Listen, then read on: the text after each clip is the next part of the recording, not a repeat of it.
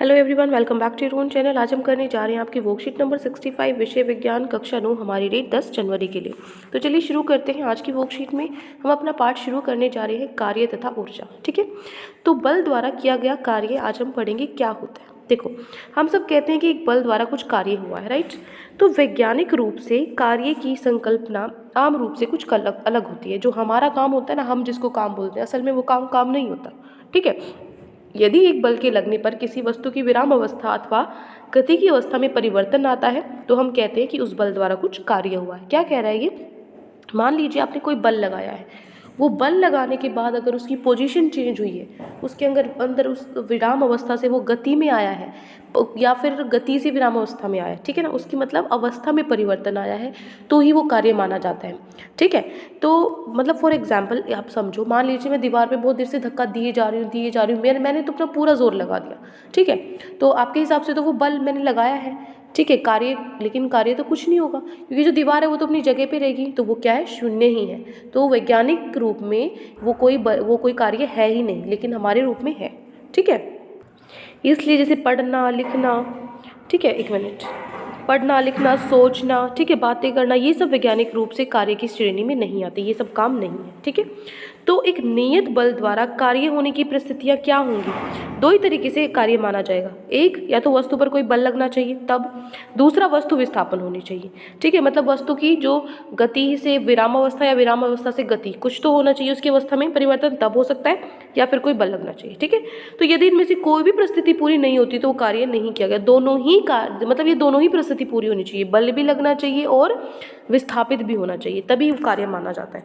ठीक है, उदाहरण के तौर पर जहाँ कुछ कार्य नहीं होता, जैसे एक स्थिर दीवार को धकेलना, ठीक है, धक्का दे रहे हो दीवार को बहुत देर से, तो कोई कार्य नहीं कर रहे हो। ठीक है, एक विद्यार्थी का अपने बस्ते के साथ एक स्थान पर खड़े रहना, ठीक है, आपके हिसाब से आप मान लीजिए आपको वो दे दी जाए, पनिशमेंट दे दी जाए, आप खड़े रहोगे 1 घंटे तक बैग टांग के, तो आपके कंधे दुखने लग जाएंगे। आपके हिसाब से तो अपने बहुत ज़्यादा थकान होगी, आपकी एनर्जी वेस्ट होगी, काम कर लिया आपने बहुत ज़्यादा, बल लगा लिया, लेकिन वैज्ञानिक रूप से वो नहीं माना जाता। ठीक है, क्योंकि आपने कोई विस्थापन नहीं किया। ठीक है, सिनेमा देखना, बात करना, ये सब बल में नहीं आते। क्लियर? अब देखो, एक बल द्वारा किए गए कार्य का गणितीय परिणाम।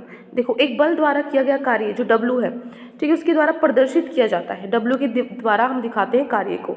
तो एक बल द्वारा किए गए कार्य का परिमाण वस्तु पर लगे बल और उस पर हुए विस्थापन द्वारा प्रदर्शित किया जाता है। ठीक है, जो बल तथा विस्थापन के गुणनफल के बराबर होता है। क्या होता है कार्य किया गया? बल और विस्थापन, इन दोनों को अगर हम गुना कर दें, किया गया कार्य होता है बल गुना विस्थापन। ठीक है, तो वो होता है कार्य। बल F को हम F से दिखाते हैं, विस्थापन हम S से दिखाते हैं, और किया गया कार्य हम W से दिखाते हैं। ठीक है, तो जब किसी वस्तु पर बल किसी कोण से लगता है, ठीक है, उनके बीच में कोई कोण बनता है, तब जो किया गया कार्य वो क्या होता है? बस इसके पीछे cos थीटा लगा दो। थीटा क्या है? आपका जो कोण है। ठीक है, तो यदि यह एक क्या है? अदिश राशि है जिसमें परिणाम होता है लेकिन दिशा नहीं होती। अदिश क्या होती है? दिशा नहीं होती। सदिश क्या होती है? जिसमें दिशा और परिमाण दोनों होते हैं। ठीक है, कार्य का मात्रक क्या है? कार्य का मात्रक है न्यूटन मीटर, या फिर आप जूल बोल सकते हो। ठीक है, उसके बाद है एक जूल। जो है, एक जूल किसके बराबर है? यदि 1 न्यूटन बल द्वारा किसी वस्तु को 1 मीटर विस्थापित किया जाता है तो उस पर किया गया कार्य की मात्रा क्या है? 1 जूल है। ठीक है, 1 जूल किसके बराबर है? 1 न्यूटन गुना में 1 मीटर के बराबर है। ठीक है, चलिए आगे है धनात्मक, ऋणात्मक और शून्य कार्य। देखो, यदि वस्तु पर लगने वाले बल तथा उसके विस्थापन की दिशा समान हो तो उस परिस्थिति में कार्य को धनात्मक कार्य कहा जाता है। कब होता है धनात्मक? होता है पॉजिटिव। ऋणात्मक होता है माइनस में, शून्य होता है 0। तो जो कार्य है वो प्लस माइनस शून्य कुछ भी हो सकता है। ठीक है, तो प्लस कब होता है, धनात्मक कब होता है? अगर जिस वस्तु पर हमने बल लगाया है ना, ठीक है, जो लगने वाला बल है और उसका विस्थापन है एक ही दिशा में हो, दोनों की दिशा एक ही हो, बल की भी विस्थापन की, जिस दिशा में आप बल लगा रहे हो उसी दिशा में वो विस्थापन कर रहा है, तो धनात्मक बल है। जैसे कि एक बच्चे का खिलौने को खींचना, एक चुंबक का लोहे की ओर खींचना, ये। ठीक है, और लेकिन अगर यदि आप जिस तरफ बल लगा रहे हो उससे उल्टी तरफ वो हो रहा है, विस्थापन हो रहा है, तो वो क्या है? ऋणात्मक है। उदाहरण क्या होगा? जैसे चलती हुई कार में ब्रेक लगाना, ठीक है, या फिर गोलकीपर द्वारा फुटबॉल को रोकना। ठीक है, इस तरीके से जो गोलकीपर होता है। तीसरा शून्य कब होता है? एक बल द्वारा किया गया कार्य शून्य तब होगा यदि बल द्वारा वस्तु की अवस्था में कोई परिवर्तन ही नहीं आ रही। ठीक है, बल लगा रहे हो लेकिन कोई परिवर्तन नहीं आ रहा, तो बल कितना होगा? शून्य होगा। जैसे पृथ्वी के चारों ओर चक्कर लगाता एक उपग्रह है, कूली के सर पे जो बोझा होता है, ठीक है, इसमें कोई वो नहीं हो रहा, तो इसलिए वो क्या है, शून्य माप का बल माना जाएगा। ठीक है, चलिए अब हम चलते हैं हमारे क्वेश्चन आंसर पे। तो आज की प्रश्न में आपकी ये 5 क्वेश्चन आंसर दिए हुए, एक एक करके इनको हल कर लेते हैं। चलिए, पहला आपका क्वेश्चन है, परिभाषित कीजिए।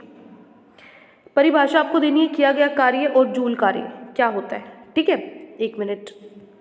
हाँ देखो, किया गया कार्य एक बल द्वारा किए गए कार्य का परिमाण वस्तु पर लगे बल और उस पर हुए विस्थापन द्वारा प्रदर्शित किया जाता है। किया गया कार्य क्या होगा, बल गुना में विस्थापन। ठीक है, जूल कार्य क्या होगा, यदि 1 न्यूटन बल द्वारा किसी वस्तु को 1 मीटर विस्थापित किया जा सकता है तो उसको हम 1 जूल कहलाते हैं। ठीक है, उसकी कार्य की मात्रा क्या होगी, 1 जूल कार्य उसने किया है, तो 1 जूल क्या होगा, 1 न्यूटन गुना में 1 मीटर। ये भी मल्टीप्लाई का साइन, आप इसको चेंज कर सकते हो। यहाँ पे अब ये ठीक है, किया गया कार्य बल गुना विस्थापन होता है, तो जूल कार्य क्या होगा, 1 न्यूटन बल लगा और 1 मीटर विस्थापन हुआ, तो वो जूल कार्य है।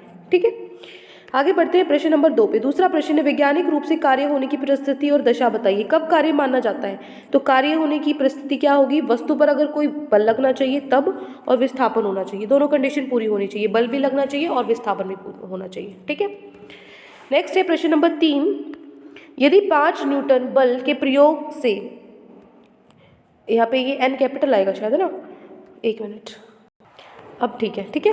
तो यदि 5 न्यूटन बल के प्रयोग से एक भार को 2 मीटर तक विस्थापित किया जाता है तो किया गया कार्य ज्ञात करो। तो किया गया कार्य क्या होता है, बल गुना में एस, बल की दिशा में विस्थापन, है ना। तो यहाँ पे 5 न्यूटन कितना है, बल है, और आपकी 2 मीटर विस्थापन हुआ है, तो ठीक है, तो 5 गुना में 2, 10 न्यूटन मीटर या फिर 10 जूल आप लिख सकते हो। ये क्या है, किया गया कार्य। क्लियर। नेक्स्ट है प्रश्न नंबर 4, आप अपने दैनिक जीवन में धनात्मक, ऋणात्मक और शून्य कार्य के उदाहरण दीजिए। देखो, धनात्मक कार्य की क्या उदाहरण है, एक बच्चे का खिलौना को खींचना, एक चुंबक का लोहे को अपनी ओर खींचना। ठीक है, ऋणात्मक, चलती हुई कार में ब्रेक लगाना, एक गोलकीपर द्वारा फुटबॉल को रोकना। और शून्य कार्य क्या होता है, पृथ्वी के चारों ओर चक्कर लगाता उपग्रह, कूली के सर पर बोझा। ठीक है, ये है आपके उदाहरण धनात्मक, ऋणात्मक और शून्य का कार्य के। ठीक है, नेक्स्ट है प्रश्न नंबर 5, एक नियत बल द्वारा किए गए कार्य का मात्रक क्या होगा। कार्य का मात्रक क्या होगा, जूल या फिर न्यूटन मीटर होगा। ठीक है ना, इसको आप इस तरीके से लिख सकते हो, देखो, ठीक है, इस तरीके से, जूल जे होता है, न्यूटन मीटर एनएम होता है। तो एक नियत बल द्वारा किए गए कार्य का मात्रक क्या होता है, कार्य का मात्रक होता है न्यूटन मीटर 1 जूल। ठीक है, तो ये है आपका, या ये शायद आप डेफिनेशन भी दे सकते हो। ठीक है, ये उसके अकॉर्डिंग आप देख लेना 1 न्यूटन मीटर क्या होता है। क्लियर। तो ये होता है, ये हो गया आपका प्रश्न नंबर 5। तो ये 5 प्रश्न आज आपकी वर्कशीट में दिए गए थे। आई होप आपको अच्छे से समझ में आ गई है। कोई भी डाउट है किसी भी क्वेश्चन में तो कमेंट सेक्शन में आप मुझसे पूछ सकते हैं, और अगर आपको लेक्चर अच्छा लगे तो चैनल को सब्सक्राइब कर सकते हैं, वीडियो को लाइक कर सकते हैं। आज के लिए इतना ही, मिलते हैं नेक्स्ट वीडियो में। Till then take care, bye bye.